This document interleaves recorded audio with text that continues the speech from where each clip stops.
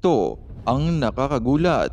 Tila nabisto nga ng Senado ang garapalang People's Initiative na ginagawa ngayon ng Kongreso na pinangungunahan ng House Speaker na si Martin Romualdez na ang tanging layunin lamang ay palitan ang ating saligang batas nang sa gayon ay tuluyan ng makamit ni Tambaluslos ang kanyang ambisyon sa buhay na maging isang Prime Minister sa bagong konstitusyon dahil alam umano nitong hindi siya mananalo kung idadaan lamang ito sa normal na halalan. Ayon pa sa ebidensyang isiniwalat ng Senado ay tila nakaubos na umano ng milyon-milyong piso ang Kongreso upang makakalap lamang ng pirma sa buong bansa. Ginamit din anya ni Romualdez ang pagbibigay ng ayuda sa mga kapuspalad nating mga kababayan kapalit ng kani-kanilang mga pirma nang sa gayon ay makakuha sila ng sapat na porsyento upang tuluyan ng palitan ang ating saligang batas. Kaya naman dahil nga sa balitang ito ay hindi na nakapagpigil pa ang ilan sa ating mga kababayan na maglabas ng kani-kanilang hinaing at komento sa mundo ng social media. Nakakalungkot na pangyayari sa ating gobyerno ang ganitong karuduman na pagsasabuatan ng totoong garapalan ng pagnanakaw sa kaban ng yaman ng bansang Pilipinas. Correct, dapat sila yung ma-impeach at the same time the Marcos kasi sunod-sunuran lang siya kay Romualdez. Impeach the Speaker of the House. Marami ng gulong pinasok ang pamunuan ng sobrang paggasto sa paglalagay at pagbabayad sa People's Initiative. At narito, panoorin pa natin ang buong video. Sino po yung mga congressman na kinontak po ninyo na umuo po sa inyo, natutulungan kayo na makuha yung 3%?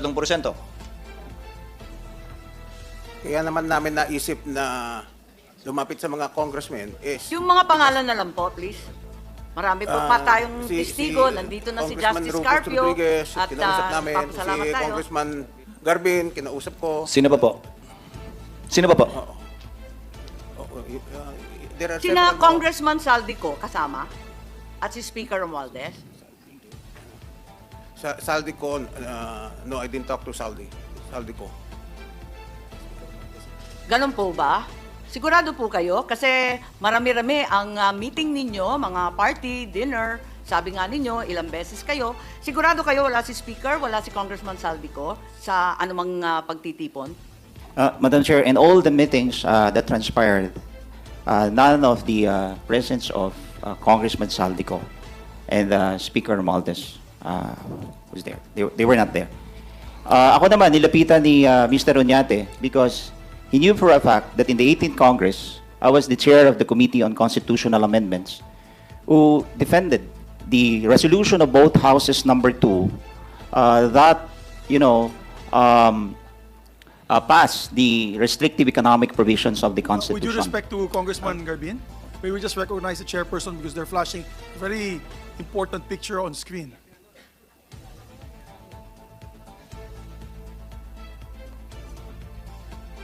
I received this photo, and I believe it was one of the meetings that you alleged, Mr. Oñate. Can you identify the people in the photograph? Yeah, we're trying to enlarge the picture to share it with everyone in the room.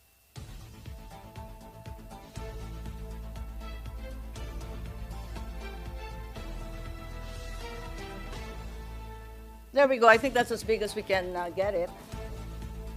People's Initiative for Charter Change staff meeting, January 8. Can you tell us who are in the picture, Mr. Oñate, please? Madam Senator. The question is who, sir? But you That said was the you time- never that had was the any time meeting. that I coordinated with the Speaker.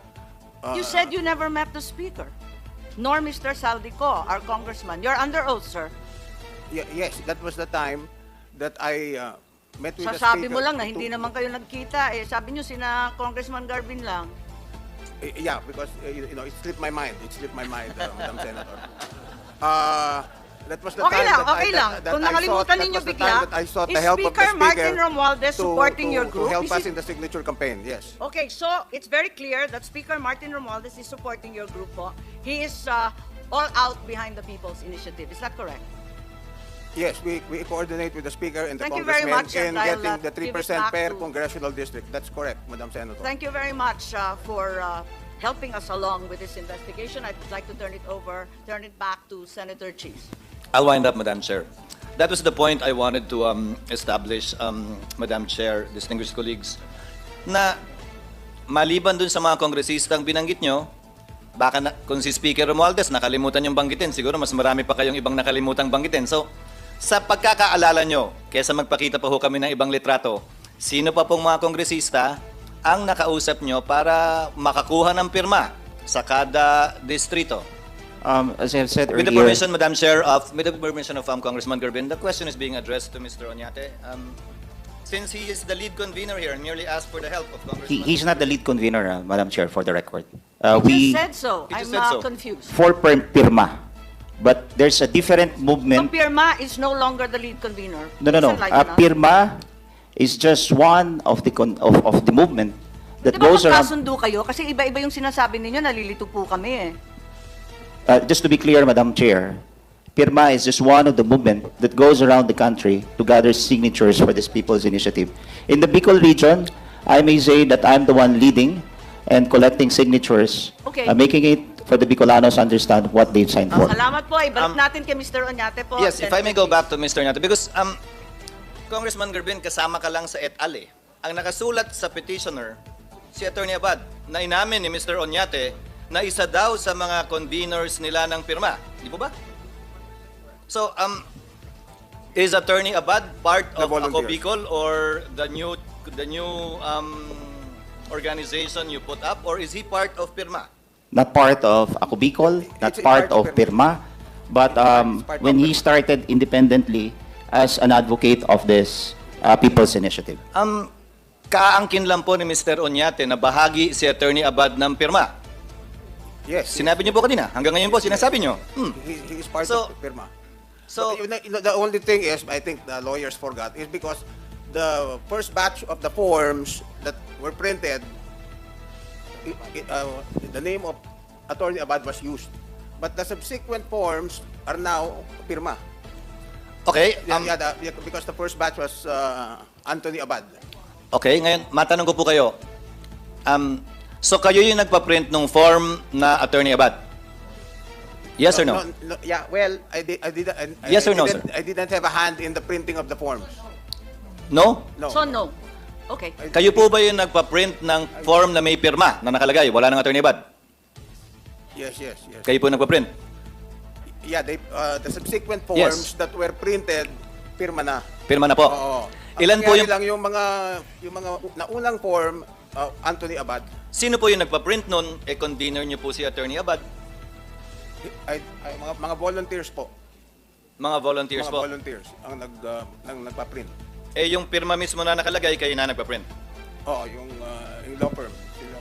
Magkano po ginastos nyo sa pagpapaprint ng form na may pirma? I don't have the exact figures right now.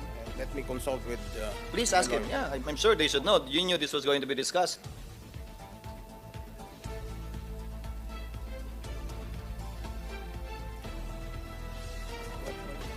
Well, what I know is that the figure that I know, I don't know the figure regarding the printing of the forms.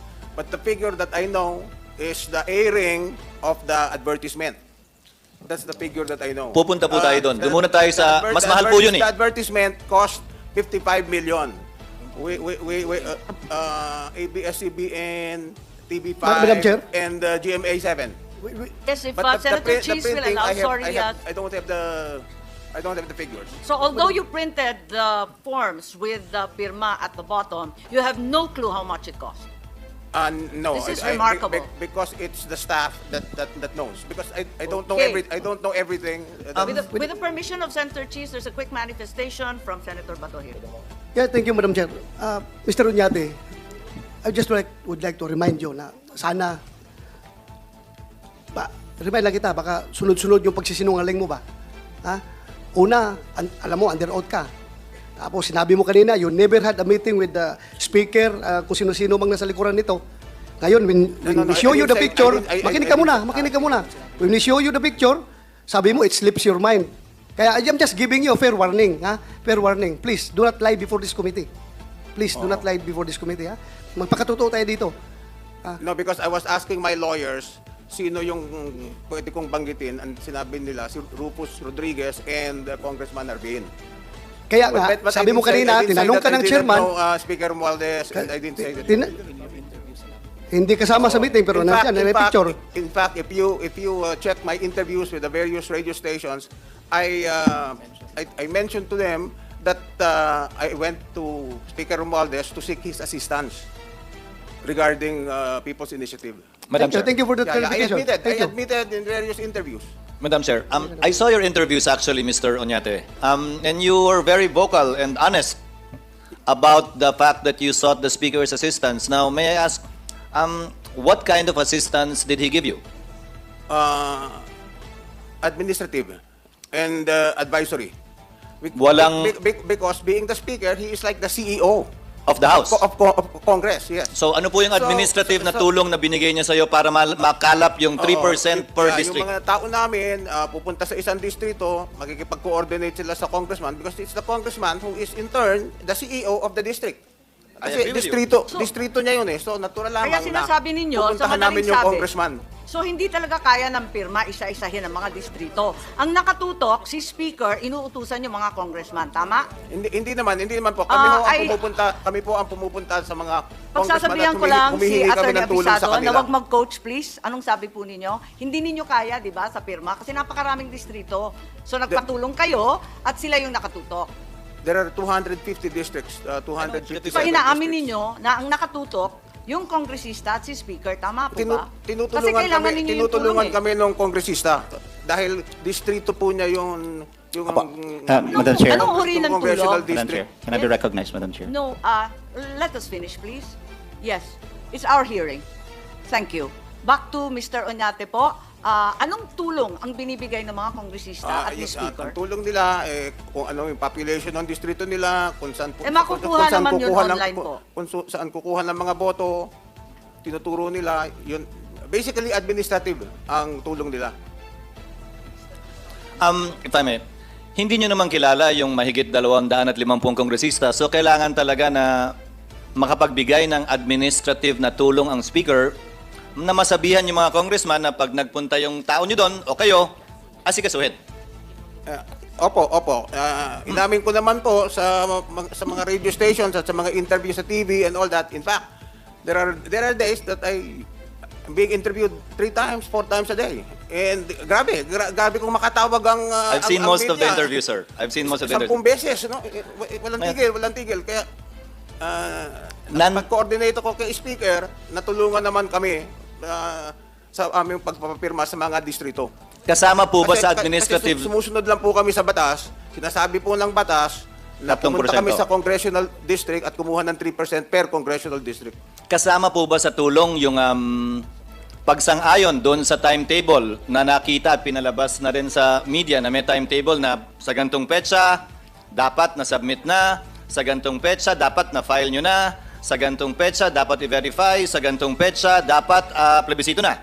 Ang sinasabi na ilang mambabatas ay June, July daw dapat ang target. Tama po ba yan? Kasama yun sa napag-usapan at ganong target, napagkasunduan. pero hindi naman absolute yung target na yon. Ako nga po, sinasabi ko, kung hindi kaya ng June, July, baka September, October. Ang tanong ko po, Hindi ko rin alam eksakto kung kailan matatapos. Pero, I mean, a few months. Kaya sinabi ko din na, kasi yan din ang tanong ng mga nag-i-interview. Sabi ko, mga 2 to 3 months, because I don't have the exact timetable also. so yung pag-set po ng timetable na yon kasama o factored in na yung administrative na assistance ni Speaker at ng ilang mga mambabatas para maitalaga yung dates na ma-meet hanggat kaya. Yeah, more or less, we have a timetable, but the timetable is not on exact dates. And this timetable was agreed 2 to 3 upon. months, 2 to 3 weeks. And this Ganun po, timetable Mr. was Senator. agreed upon or at least discussed in that meeting. This timetable was agreed upon or at least discussed in this meeting when you asked for his assistance. Wala namang timetable na eksakto, parang Period, may range. Estimate lang, estimate. Opo, yung estimate na timetable na pag-usapan at napag-agrihan sa pulong na ito o isa na to sa mga pulong na napag-usapan yon. Yes, more or less po. Ngayon, maliban sa administrative na tulong, ano pa po ang binigay na tulong ng tanggapan ng Speaker? Wala na po. Administrative Dalawa po yung lang binanggit nyo kanina. May I appeal to the records? An advisory. Ano pong advisory ang binigay sa inyo? Ina-advise kami kung saan maraming mga tao na pipirma, kung saan basically ang tinuturo nila yung C and D sector ng mga voters. Bakit daw po? They tell us to concentrate on the C&D kasi sila ang nakakarami. We were told that 75 to 80% of our voters belong to the C&D market. So doon kami nagpupunta. Sino po nagsabi sa inyo? Yung mga congressmen po. Mm, Alam nila maliban kung saan madaming mga botante. kung saan madami para mas madaling puntahan. Parang kunyari, let's say you're going to a supermarket and then you want to buy something. Of course, you cannot ask the supervisor of the supermarket where I can buy this stuff. Or ganun din po ang ginawa namin. Pagpunta sa distrito, tinatanong namin sa distrito, sa congressman, CEO ng distrito, kung saan kami pupunta at makakuha ng madaming pirma. Last 2 points, Madam Chair, if you will bear with me. So, yung tagumpay ninyo, thus far, na nakakuha na kayo na mahigit 3% sa mahigit 200 distrito, hindi nyo po magagawa ito ng kayo lamang kung wala ang tulong o administrative support, advice ng mga kongresista. Malaking tulong po ang nagbibigay ng mga kongresista sa pag-identify kung saan kami kukuha ng mga signatures. At kung wala nga po yun, mahihirapan tulad ng mga nakaraang karanasan ninyo. Magagawa naman po pero medyo matatagalan. Hindi kasing bilis tulad ngayon. Hindi kasing Pardon bilis me. tulad ngayon. Sabi nyo magagawa naman, pero kung wala ang tulong ng kongresista, hindi kasing bilis tulad ngayon. Oo, mas mabilis kung may tulong ng kongresista kung na pinpointing to us where to get the signatures. Ngayon, isang tanong na lamang po, yung 55 million na ginastos nyo para sa EDSA PORAC, saan po galing yon? Ako po ang nag-provide noon, binigay ko yung cash kay Mr. Greg Garcia. Yung aming PR, siya yung Si aming Greg PR. pa gumawa nun? Oo. Saan po galing yung 55 million? Pera ko po yun. Contribution sa akin ng mga kaibigan, mga supporters namin. So mga $1 million po yun, di ba? More or less po. Opo. So personal, magkano po sa 55 million ang pera ninyong personal? Mga kalahati po nun. So mga 26. More or less. Sorry, mali. More or less. 55, mga 27 Sorry, 27.5. polisay lang po ako, hindi ako math major tulad ni Senator Pimentel. Yung kalahati, saan galing yung bulto? Ano yung pinakamalaking contribution? Yung bulto nga po, ako po ang nagpondo nun. Yung kalahati na nga po. Yung kalahati, maraming mga contributors. Mga tigma bonus. magkano po? May mga nagbigay ng 1 million, may nagbigay ng 500,000, may nagbigay ng 2 million. Pwede niyo po bang banggitin kung sino yung mga nagbigay ng milyon? I don't recall right now. Pero pwede ninyong handa naman yung committee tanggapin pag nabigay ninyo yung record. Can my lawyer be the one to answer that? Who is your lawyer, by the way? Is Attorney Abisado who seems to be coaching you here as your counsel or as a resource person? Madam Chair, I really apologize. Please, because Mr. Noel Oñate has difficulty hearing. That's why I keep on repeating what the good Senator Escudero has been asking. Thank you, sir. I just relay, Your Honor, I do not coach. I'm really sorry. So may we know that the million peso contributors? Yung 1 million and above lang po. I have to ask them if I can give their names. Sige, dahil ang problema dyan, di ba may donors tax din dyan, Senator Cheese? Yan yung math major, oh. Oh, di, nagbayad ba sila ng donors tax? I can compute the amount because that's math. Pero ang tanong legal eh. No, there should be my opinion, Madam Chair. There should be Kindly inquire, sir, if they consent. 6%. And we will also research if we can compel. The reason why perhaps the committee can compel disclosure is because, public interest demands accountability and transparency. Hindi ito isang bagay na kinakahiya. Tulad nga ng sinabi ni Congressman Garbin kanina, noon pa niya paborito, noon pa niya gusto to. Chairman pa lang siya ng Constitutional Amendments. And in fact, it's the first time that I thought Congressman Garbin was one of your lawyers, but apparently he's one of the conveners. But it's the first time that I saw him. So, this matter of PI, if you really believe in it, it's not something that you should be ashamed or embarrassed about. The same is true with your donors. And on the part of the public, on our part, well, accountability and transparency dictate that we should know who are the people